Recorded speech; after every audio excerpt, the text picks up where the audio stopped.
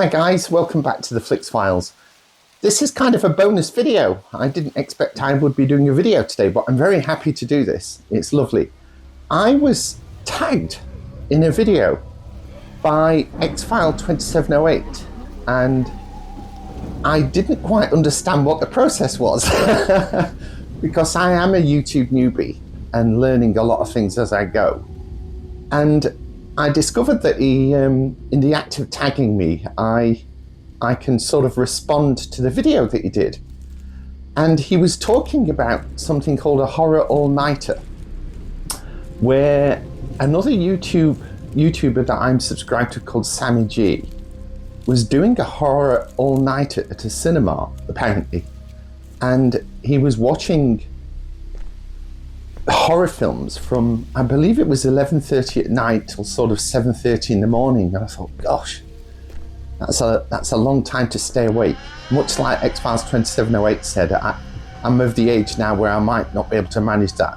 I think I'd be drinking a lot of Red Bull and coffee to stay awake. But I love the idea of picking 4 horror movies to watch as part of a cinema all-nighter. And I immediately thought of 4. But I thought, well, what would be good horror movies to watch on a really big screen that I wouldn't have immediately thought of? So I kind of disregarded the 4 that I immediately came to mind and gave it a bit more thought. And I've come up with 4 movies that I never saw when they were originally released. That's partly because 3 of the 4 I would have been too young, and one of them I would have been old enough, but I just missed it at the time that it was released. So I've often thought it would be interesting to see this on the big screen. So these are my 4 movies. So my first choice is The Blair Witch Project, and I think this was released in 1999, and I remember it being one of those big sort of event movies, and it was one of those that everybody in the workplace talked about. Have you seen it? Have you been to see it? And I remember at the time, a good number of my work colleagues saw it at the cinema, and I would say half of those complained that they had terrible motion sickness as a result of watching it. And I'm pretty good with motion sickness. It doesn't tend to affect me too much. And so I first watched this when it came out on DVD, and really loved it. And I've often thought I would like to see it on a big screen. And I thought it would be a good opening movie for a horror night fest, because it's not overly, well, I don't think there's any graphic violence in it at all. It's more about the atmosphere and the threat in the movie of the Blair Witch. And certainly this would be a perfect time of year to watch it, because the look of the movie when they're in the woods just evokes autumn or fall if you're watching this in America. And I just love the feel of this movie, and it's a nice little world to get lost in for 90 minutes at this time of year. So I thought that would be a good opener to a horror night fest. So that's my first choice, The Blair Witch Project. And then following on from that, I'm going to pick a film. I think this was released in 1985, Dario Argento's Phenomena. Now, I've only recently discovered this. I only saw this for the first time a few years ago. And the reason for that was I was watching a movie with Jennifer Connelly in called Career Opportunities. That's kind of one of the forgotten John Hughes scripted comedies. And I'm sure, as with most male viewers that have seen that movie, Jennifer Connelly just struck me as being so gorgeous in that movie. And I kind of fell in love with her all over again. I fell in love with her back when I was 15 and she was in Labyrinth.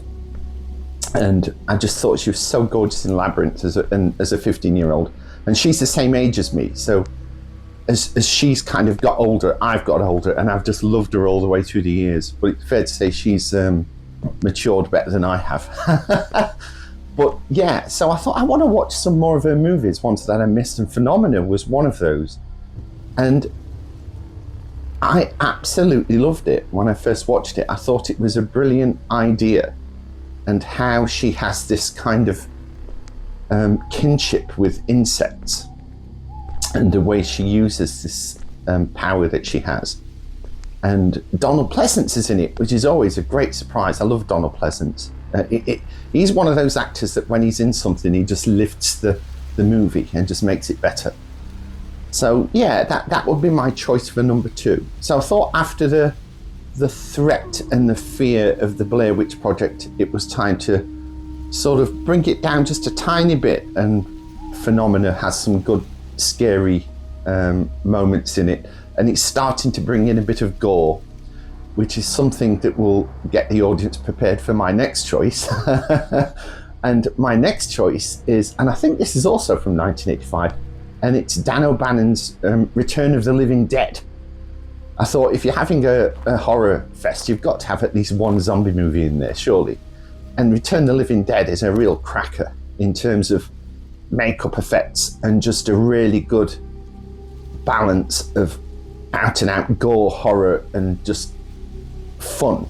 And you know, it genuinely has some funny moments in this, and I just love it. Unfortunately, I've not been able to get a copy on physical release as of now.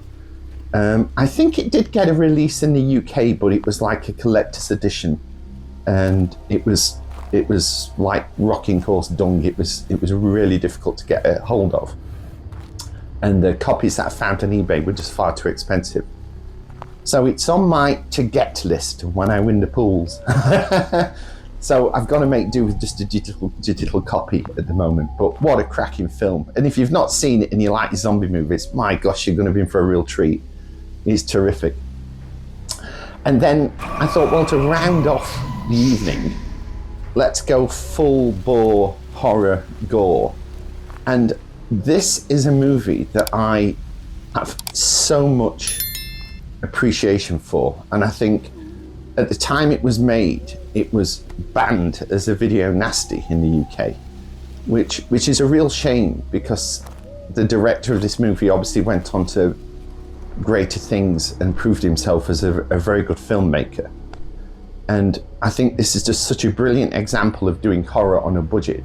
And I'm talking about the very first Evil Dead, which I think it was, I'm going to say 1982, 1983 off the top of my head. But I just love this movie. I'm planning a horror Halloween video that'll be appearing, well, I think I upload every Friday, so this will be on the 1st of November. But I'm going to be talking about the Evil Dead in that, so I don't want to say too much in this video. Suffice to say that I absolutely adore the Evil Dead.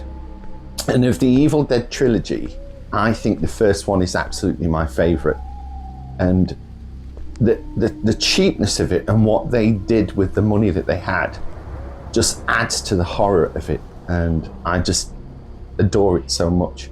And I would love to see that on the big screen. I think it would, well, as of all of these 4 movies, but certainly the Evil Dead. I think to watch that on a big screen would just increase its power, and yeah, it would be absolutely brilliant. And what a fantastic way to round off a horror fest, you know, especially because it'd be the last movie. And the old Dead by Dawn thing, and hopefully as it ends the sun will be coming up outside. So there we go. So that's my 4 choices, and thanks again to Xfile2708 for tagging me. As I say, I've never done a tagging video before, so I was not really sure what I had to do. But yeah, it's been a great little exercise and a nice thing to think about and deciding which movies I was going to pick.